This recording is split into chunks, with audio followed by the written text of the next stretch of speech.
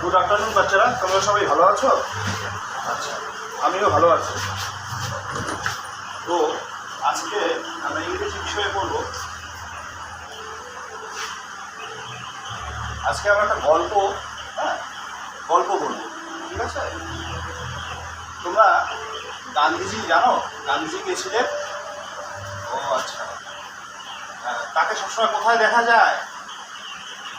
আচ্ছা, টাকায় 10 টাকার নোটে বা 20 টাকার নোটে সবসময় গান্ধীজির ছবি দেখতে পারবো তোমরা, তাই তো? গান্ধীজির পুরো নাম কি তোমরা কেউ বলতে পারবে? ও বাহ, গানটা খুব সুন্দর, মোহনদাস করমচাঁদ গান্ধী, তাই তো? গান্ধীজির সম্পর্কে আমরা আজকে একটু বলবো।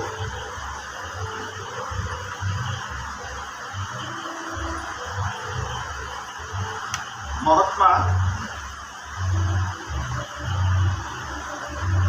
গান্ধীদা মহাত্মা,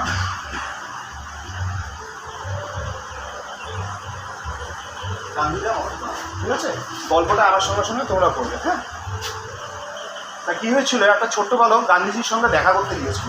তো গল্পটা এরকম, ওয়ান ডে লিটিল বয়, হ্যাঁ, ভিজিট মহাত্মা গান্ধী। একদিন একটা ছোট্ট বালক গান্ধীজির সঙ্গে দেখা করতে গিয়েছিল, তাই তো?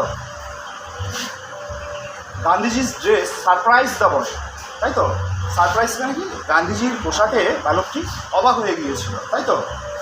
Such a great man without A shirt. তোমরা গান্ধীজির ছবিটা নিশ্চয়ই দেখেছো। গান্ধীজির গায়ে কি কোনো শার্ট আছে? হ্যাঁ, গান্ধীজির গায়ে কোনো শার্ট নেই। তাই ছোট বালকটি অবাক হয়ে গিয়েছিল যে এত বড় একজন মহৎ মানুষ যার কিনা শরীরে একটি শার্টও নেই। তখন ছেলেটা জানার ইচ্ছা হয়েছিল, গান্ধীজিকে জিজ্ঞাসা করেছিল, Gandhiji why you don't wear a shirt, যে গান্ধীজি আপনি কেন একটিও পোশাক পরেননি, তাই তো? তখন এই ছোট্ট বালকটি গান্ধীজিকে এই কথা জিজ্ঞাসা করলো। গান্ধীজি বলেছিল, ওয়ার ইজ দ্য মানি সন, যে পয়সা কোথায়? হ্যাঁ, আই এম ভেরি পোর, আমি খুব গরিব, তাই তো? আমার জামা কেনার পয়সা নেই, আমি খুব গরিব, এই কথাটি গান্ধীজি বলেছিল। তখন ছোট্ট বালকটি গান্ধীজিকে বলেছিল যে মাই মাদার শিউস ভেরি ওয়েল, আমার মা খুব সুন্দর জামা সেলাই করতে পারে, তাই তো? She made all my clothes, হ্যাঁ, তিনি আমার সমস্ত জামা কাপড় তৈরি করে দেন। হ্যাঁ, I tell my mother to sew a shirt for you, আমি আমার মাকে বলে আপনার জন্য একটা জামা তৈরি করাবো, এই কথাটা ছোট্ট বালক বলেছিল। তখন গান্ধীজি সেটাকে বলেছিল যে হাউ মেনি শার্ট, হ্যাঁ, how many shirt sews your mother, তোমার মা কতগুলো শার্ট বা জামা তৈরি করতে পারবে? হ্যাঁ, তখন ছোট্ট বালকটি বলেছিল, হ্যাঁ, টেল মি, যে গান্ধীজিকে বলেছিল যে আপনি শুধু বলুন যে আপনার কতটা প্রয়োজন, হাউ মেনি ইউ নিড, আপনার যতটা প্রয়োজন আমার মা তখন ততটাই বানিয়ে দেন। তখন গান্ধীজি এই প্রশ্নের উত্তরে কী বলেছিল, যে I have very large family Son, I have 44 brothers and sisters. Gandhiji বলেছিল যে আমার অনেক বড় পরিবার, আমরা 40 কোটি ভাই বোন, তাই তো? কেন বলেছিল গান্ধীজি? গান্ধীজি সমস্ত ভারতবাসীকে তার নিজের পরিবারের সদস্য মনে করত, তাই তো? তাই গান্ধীজি বলেছিল আমার তো অনেক বড় পরিবার। এই কথাটা শুনে ছোট্ট বালকটি অবাক হয়ে গেছিলো যে 44 ব্রাদার্স অ্যান্ড সিস্টার্স, 40 কোটি ভাই বোন, তাই তো? এটা অবাক হওয়ারই কথা, 40 কোটি ভাই বোন থাকে কারো? কিন্তু না, গান্ধীজি সমস্ত ভারতবাসীকে তার নিজের পরিবারের সদস্য মনে করত, তাই তো? তাহলে গল্পটা বোঝা গেল যে গান্ধীজি কত একজন মহৎ মনের মানুষ ছিলেন, যে তিনি সমস্ত ভারতবাসীকে তার নিজের ভাই বোন মনে করতেন, তাই তো? তাহলে গল্পটা বোঝা গেল। এখান থেকে আমরা এখন কিছু প্রশ্ন উত্তর করবো, ঠিক আছে?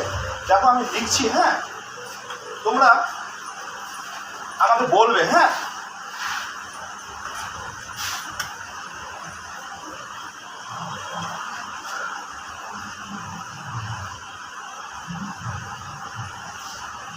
Gandhiji told that he was very dash। আচ্ছা রানা বলো তো কি হবে? বাহ, খুব সুন্দর, এই তো। কি গান্ধীজি কি বলেছিল? সে খুব গরিব, তাই তো? বাহ, এবার আরেকটা করবো, হ্যাঁ? এইবারে তুমি বলবে, রাখি।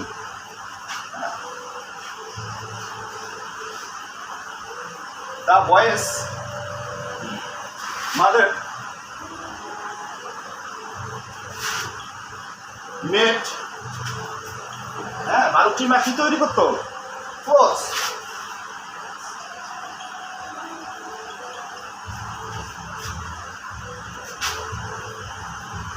তাই তো, জামা কাপড় তৈরি করতো, তাই তো? তাহলে বোঝা গেল।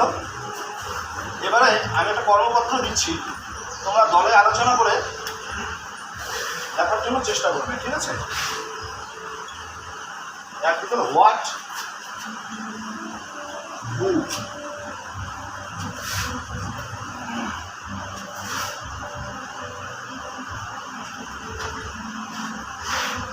Would, শিউ, well. কে ভালো সেলাই করতে পারতো? তোমরা এদিকে লিখবে, ঠিক আছে?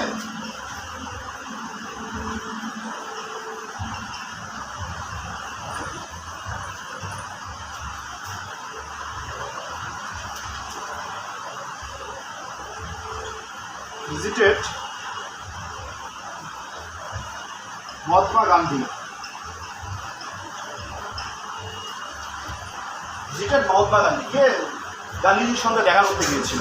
এটা তোমরা সবাই দলে আলোচনা করে লিখবে, কেমন? আজকে এই পর্যন্ত।